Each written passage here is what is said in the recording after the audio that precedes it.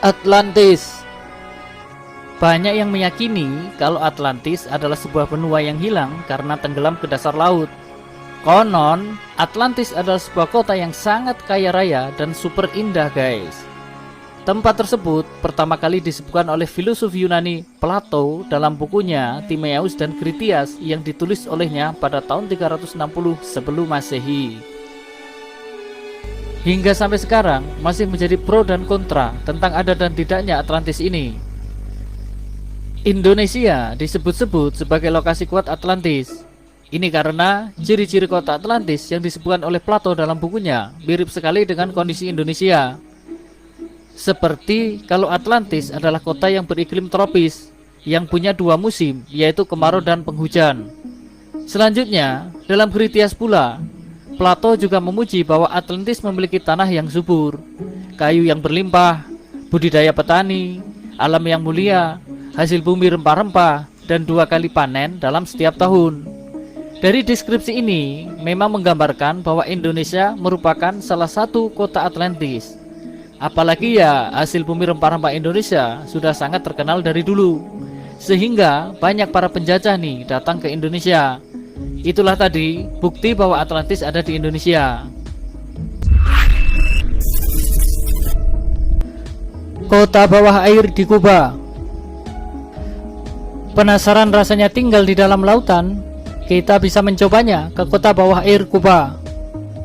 Para arkeolog menemukan kota ini pada tahun 2001. Dengan berbekal cahaya sonar, para mendapati adanya struktur bangunan kuno di kedalaman 700 meter di bawah permukaan. Setelah ditelusuri, ternyata banyak puing-puing bangunan, berbagai patung, dan tanda-tanda kehidupan lain di sana. Menurut berbagai perkiraan, benda-benda temuan tersebut adalah milik suku Maya atau masyarakat Yucateus.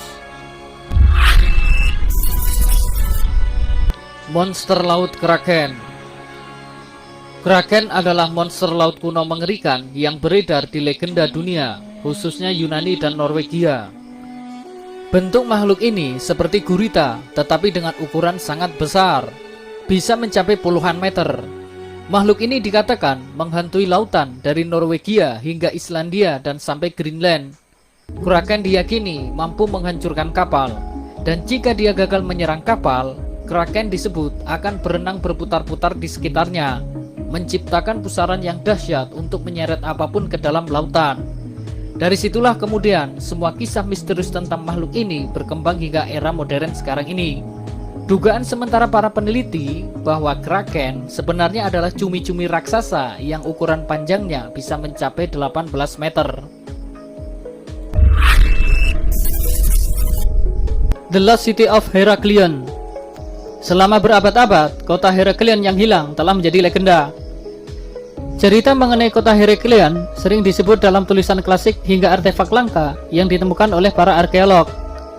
Dan selama berabad-abad lamanya, kota Heraklion yang hilang hanya menjadi legenda. Tapi nih, setelah proses pencarian bertahun-tahun, akhirnya seorang arkeolog asal Prancis, Frank Goddio, berhasil menemukan reruntuhan di bawah laut. Reruntuhan kota ini ditemukan 6,5 km dari pantai Alexandria, Mesir.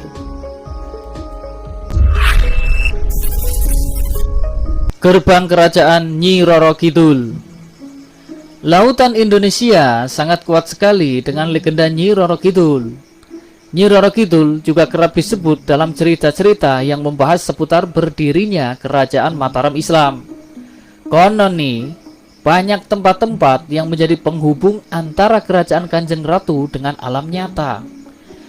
Sebagian besar lokasi yang menjadi gerbang kerajaan Ratu Laut Kidul tersebut berupa pantai.